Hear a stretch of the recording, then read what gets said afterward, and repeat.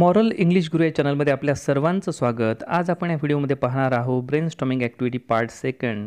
Do schools really kill creativity? काय खरंच शाळा आपली सर्जनशीलता नष्ट करत आहेत काय? आणि विद्यार्थी मित्रांनो, जर आपण या चॅनलवर नवीन असाल तर या चॅनलला जरूर सबस्क्राईब करा. प्रश्न क्रमांक A1 यामध्ये आपल्याला एक चार्ट दिलेला आहे. त्यामध्ये 8 ॲक्टिव्हिटीज आहे आणि आपल्या मित्रासोबत आपल्याला डिस्कस करायचं आहे की माइंड मॅपिंग हे तंत्र या सर्व ॲक्टिव्हिटीजमध्ये कसं महत्त्वाचं आहे किंवा प्रत्येक ॲक्टिव्हिटीसाठी माइंड मॅपिंगचा कसा उपयोग होऊ शकतो हे आपल्याला आपल्या मित्राला समजून सांगायचं आहे आणि तेही प्रश्नोत्तराच्या स्वरूपामध्ये. तर हा आहे चार्ट. यामध्ये 8 ॲक्टिव्हिटीज आहे. पहिली activity, explore new ideas and concept. आता नवीन आयडिया आणि कन्सेप्ट आपल्याला शोधायचे आहे. तर हे करताना आपल्याला माइंड मॅपिंगचा कसा उपयोग होतो या ठिकाणी त्याचं वर्णन केलेलं आहे. माइंड मॅपिंग या तंत्राचा वापर केल्यामुळे बऱ्याचशा संकल्पना विद्यार्थ्यांना समजण्यासाठी सोपं जाते, कारण यामध्ये हायरार्किक पद्धतीचा आणि एकमेकांमध्ये रिलेशनशिप दाखवण्याच्या पद्धतीचा यूज केलेला असतो आणि त्यामुळे विद्यार्थ्यासमोर जो काही घटक असतो त्याचं चित्र स्पष्ट दिसते आणि मोठ्या प्रमाणामध्ये त्या चित्राची स्पष्टता त्याला जाणवते. स्टुडंट A आणि B मध्ये चर्चा करत आहोत. पहिला स्टुडंट आपल्याला विचारतो की how does mind mapping help us? आपल्याला माइंड मॅपिंग कसं मदत करते? तर आपण म्हणतो आहे it helps us see an overall picture. म्हणजे आपल्याला ओव्हरऑल पिक्चर दाखवण्यासाठी माइंड मॅपिंग हेल्पफुल असतं. परत तो विचारतो की मला तू माइंड मॅपिंग काय आहे हे थोडं समजून सांगू शकतं काय? तर त्यावर आपण त्याला सांगतो की as mind mapping conveys the whole idea through hierarchy and relationship. म्हणजे ज्या पद्धतीने हायरार्की आणि रिलेशनशिपच्या माध्यमातून ह्या सगळ्या गोष्टी स्पष्ट केल्या जाऊ शकतात. त्यावर तो विचारतो की हायरार्की म्हणजे काय आहे? तर आपण त्याला सांगू शकतो की हायरार्की ही एक अशी सिस्टम आहे ज्यामध्ये काही क्लासेस, स्टेटस किंवा ऑथॉरिटी यांची रँकिंग केलेली असते, वन अबोव द अदर अशा प्रकारे. त्यानंतर तो विचारतो की what is mind mapping? Mind mapping म्हणजे नेमकं काय? तर आपण त्याला सांगू what we find or think exciting is that the mapping out. म्हणजे जी गोष्ट आपण एखादी शोधतो किंवा फाइंड आउट करतो किंवा आपल्याला तशी एखादी गोष्ट एक्साइटिंग वाटते, तर त्यामधून आपण माइंड मॅपिंग करत असतो, मॅपिंग आउट करत असतो, कुठल्या तरी गोष्टीचा आराखडा आपण काढत असतो. And it originates from our brain quite spontaneously. आणि अशा ज्या काही गोष्टी असतात त्या आपल्या ब्रेनमधून स्पॉन्टॅनियसली निघत असतात.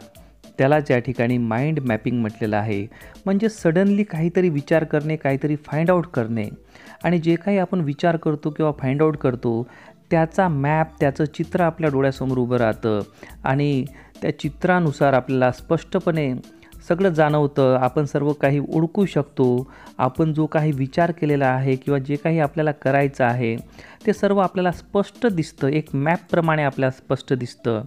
तर एखाद्या मॅपप्रमाणे आपल्यासमोर ते स्पष्ट दिसतं आणि त्यालाच आपण म्हणतो माइंड मॅपिंग. दुसरं आहे ब्रेनस्टॉर्म.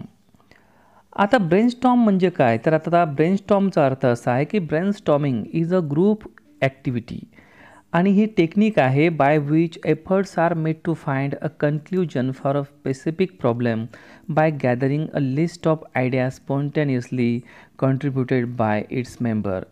म्हणजे ही अशी एक टेक्निक आहे किंवा ॲक्टिव्हिटी आहे ज्यामध्ये प्रयत्नपूर्वक काहीतरी कन्क्ल्युजन फाइंड आउट करण्याचा प्रयत्न केला जातो आणि जो काही प्रॉब्लेम असेल, स्पेसिफिक प्रॉब्लेम, त्याला सॉल्व करण्याचा प्रयत्न केला जातो आणि ते करताना भरपूर साऱ्या आयडियाज स्पॉन्टेनियसली निघत असतात त्या ग्रुपच्या सर्व मेंबर्सच्या डोक्यातून. तर त्याला म्हटलेलं आहे ब्रेनस्टॉर्म किंवा ब्रेनस्टॉर्मिंग. तर आता या ठिकाणी म्हटलेलं आहे गेट क्रिएटिव्ह ज्युसेस. म्हणजे ज्या ठिकाणी सर्व आपण जमलेलो आहो आणि एकत्रितपणे आपण विचार करत आहो तेव्हा आपल्या डोक्यांमधून वेगवेगळे ज्युसेस, वेगवेगळे विचारांचे प्रवाह निघतात आणि विचारांचे प्रवाह निघाल्यानंतर आपण फ्रीली विचार करायला लागतो आणि आपल्या विचारांचे जे फ्लो असतात त्यामधून आपलं कन्क्ल्युजन निघत असते आणि आयडियाज आणि कन्सेप्टमध्ये आपण त्या ठिकाणी एक वेगळा संबंधसुद्धा प्रस्थापित करत असतो. कारण आयडिया म्हणजे एक साधी संकल्पना जिला परिपक्वता नसते, परंतु कन्सेप्ट म्हणजे एक परिपक्व झालेली, स्पष्ट झालेली अशी एखादी संकल्पना. तर ह्या सर्व गोष्टी कधी स्पष्ट होतात? ज्या वेळेला आपण बसतो, चर्चा करतो आणि त्यामधून ब्रेनस्टॉर्म होतं. सर्व आपल्या मित्रांच्या, आपल्या ग्रुपच्या सर्वांच्या डोक्यामधून वेगवेगळ्या आयडिया निघतात आणि आपण प्रयत्नपूर्वक एखाद्या स्पेसिफिक प्रॉब्लेमचे सोल्युशन काढतो आणि कन्क्ल्युजनपर्यंत पोचतो, तर त्याला म्हटलेलं आहे ब्रेनस्टॉर्म. आता आपण पाहूया याच्यावरची काही प्रश्न उत्तरे. आता हाच मुद्दा, हाच घटक आपल्या मित्राला आपल्याला समजून सांगायचा आहे, तर तो आपण प्रश्नोत्तराच्या माध्यमातून कसा समजावून सांगू शकतो बघूया. बघा, आपला मित्र विचारतो आहे की ब्रेनस्टॉर्म म्हणजे काय. तर आपण सांगितलेलं आहे की ब्रेनस्टॉर्म ही एक सिस्टीम आहे ज्यामध्ये विद्यार्थी शिकतात, डिस्कशन करून शिकतात आणि प्रॉब्लेम सॉर्ट आऊट करण्याचा प्रयत्न करतात. परत तो मित्र आपल्याला विचारतो की माइंड मॅपिंग हे ब्रेनस्टॉर्ममध्ये कसं बेनिफिशियल राहू शकतं. म्हणजे ब्रेनस्टॉर्म ही जी ॲक्टिव्हिटी आहे किंवा हे जे टेक्निक आहे, या टेक्निकचा यूज करताना आपल्याला माइंड मॅपिंगचा कसा वापर होऊ शकतो. तर आपण त्याला सांगितलेलं आहे की माइंड मॅपिंग हे काय आहे, ग्रेट ब्रेनस्टॉर्मिंग टूल आहे. म्हणजे माइंड मॅपिंगमुळे काय होईल, ब्रेनस्टॉर्मिंग करण्याचं एक तंत्र विकसित होईल आणि त्यामुळे क्रिएटिव्ह ज्युसेस निर्माण होतात, आपले विचार प्रवाह निर्माण होतात, आता आपले विचार प्रवाहित होतात आणि म्हणून हे नक्कीच त्याला बेनिफिशियल आहे. त्यानंतर परत चर्चा करताना तो विचारू शकतो की काय कनेक्शन आहे आयडियाज आणि कन्सेप्टमध्ये. तर या ठिकाणी आपण लिहिलेलं आहे, आयडिया म्हणजे काय, एक rough mental construct which may or may not be spontaneous. म्हणजे आयडिया म्हणजे काय, तर एखादी संकल्पना ती स्पॉन्टेनियस असूही शकते किंवा असणारही नाही. And idea is more general while a concept is more specific. आता कन्सेप्टचा जर विचार केला तर कन्सेप्ट हा एक विशेष असतो, त्याला एक विशेष रूप असते. आयडियाला तेवढं एक विशेष रूप नसते, मात्र कन्सेप्टला मात्र एक विशेष रूप असते. आणि कन्सेप्ट हे जास्त संबंधित असतात काही थेरीजसोबत, ज्या थेरीज कम्पेअर्ड केलेल्या आहेत आयडियाजसोबत. म्हणजे एकंदर विचार केला तर आयडियाज आणि कन्सेप्ट हे जवळजवळ सारखंच आहे, परंतु आयडिया म्हणजे एक स्पॉन्टेनियस असलेली किंवा नसलेली संकल्पना, मात्र कन्सेप्ट म्हणजे स्पॉन्टेनियस असलेली, परिपूर्ण असलेली आणि ती आपण दुसऱ्याला सांगू शकतो, तिचं अनुकरण केलं जाऊ शकते, अशा प्रकारची संकल्पना म्हणजे कन्सेप्ट.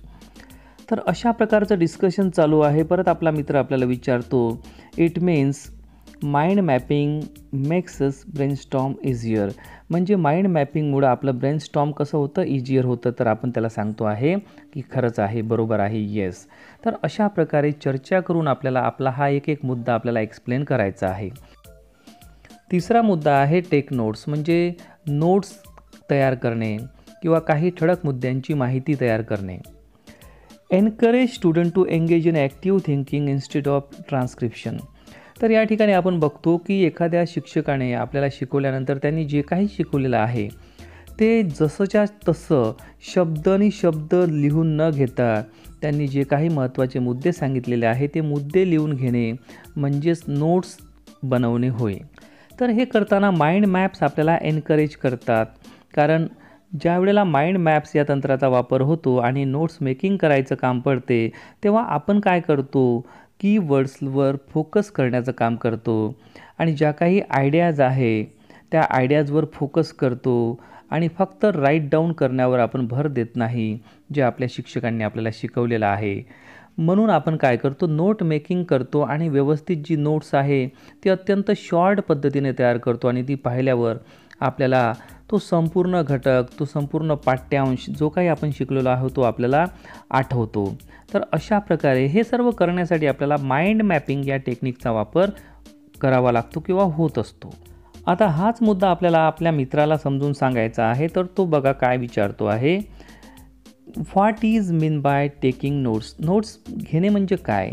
तर आपण त्याला सांगितलेलं आहे की शिक्षकाने सांगितलेले जे काही शिकवलेलं आहे ते जसंच्या तसं न लिहिता त्याच्यामधले महत्त्वाचे मुद्दे नोट डाऊन करणे म्हणजे टेकिंग नोट्स. त्यानंतर परत तो असं म्हणू शकतो की how can we take proper notes with the help of mind mapping. Mind मॅपिंगचा यूज करून आपण ह्या नोट्स कशा घेऊ शकतो. तर आपण त्याला सांगू शकतो की माइंड मॅपिंगमुळे आपल्याला एनॅबल केलं जातं की एका पर्टिक्युलर गोष्टीवर फोकस करणे. आणि ती पर्टिक्युलर गोष्ट म्हणजे काय, फोकसिंग ऑन कीवर्ड्स किंवा स्पेसिफिक आयडियाज.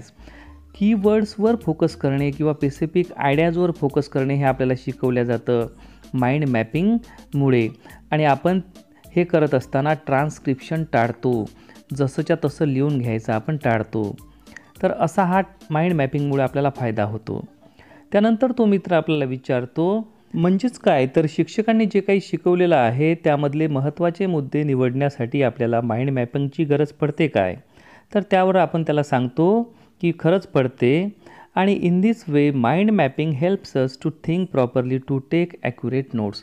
आणि आपल्याला ॲक्युरेट नोट्स घ्यायच्या असतील, महत्त्वाच्या मुद्द्यांची नोंदणी करायची असेल, तर आपल्याला माइंड मॅपिंग या तंत्राचा नक्कीच वापर करावा लागतो किंवा त्याचा आपल्याला फायदा होतो.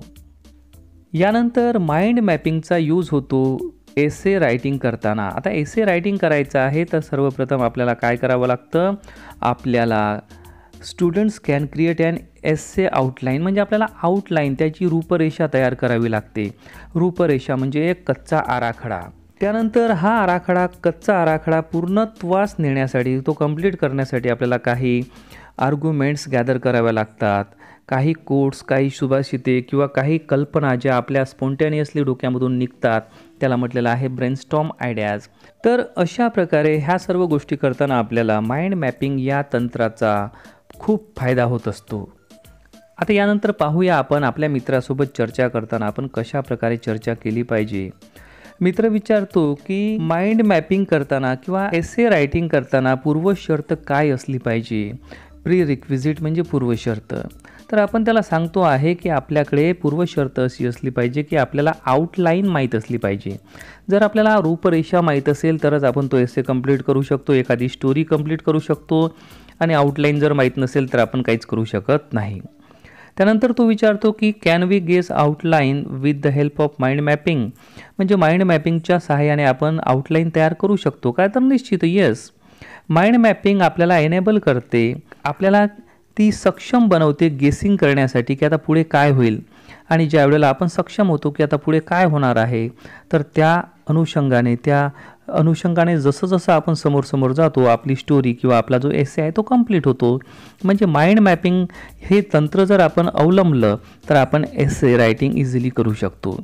दस we can construct a story or write an essay of our own. अशा प्रकारचं आपलं डिस्कशन चालू असताना आपणही त्याला म्हणू शकतो की काय तुला हे समजलं का, किंवा तोही आपल्याला म्हणू शकतो की तुला ह्या सर्व गोष्टी समजल्या का. तर त्याचं उत्तर आहे की हो, सर्वच गोष्टी मला समजल्या आहे. कारण एखादी स्टोरी राईट करताना प्रत्येक गोष्ट ही आठवावी लागते, रिकॉल करावी लागते. आणि हे करताना एखाद्या कुठल्या तरी टेक्निकचा वापर करावा लागतो. आपल्या डोळ्यासमोर एखादं पिक्चर तयार करावं लागतं आणि ते पिक्चर तयार करणे म्हणजेच माइंड मॅपिंग करणे. तर अशाच प्रकारचे प्रश्न आणि त्याची उत्तरे लिहून आपल्याला एक्झरसाइज नंबर 5, 6, 7 आणि 8 सुद्धा कंप्लीट करायची आहे. तर विद्यार्थी मित्रांनो, ही होती brainstorming activities part 2 from 12th English lesson number 3.2. Do schools really kill creativity, म्हणजे काय खरंच शाळा आपली क्रिएटिव्हिटी, आपली सर्जनशीलता नष्ट करत आहेत काय. आणि विद्यार्थी मित्रांनो, जर तुम्ही या चॅनलवर नवीन असाल आणि अजूनही आपण या चॅनलला सबस्क्राईब केलं नसेल तर अवश्य करा. जर तुम्हाला हा व्हिडिओ आवडला असेल तर आपल्या मित्रांना जरूर शेअर करा आणि या व्हिडिओला लाईक करायला विसरू नका. Thanks a lot for watching moral English Guru.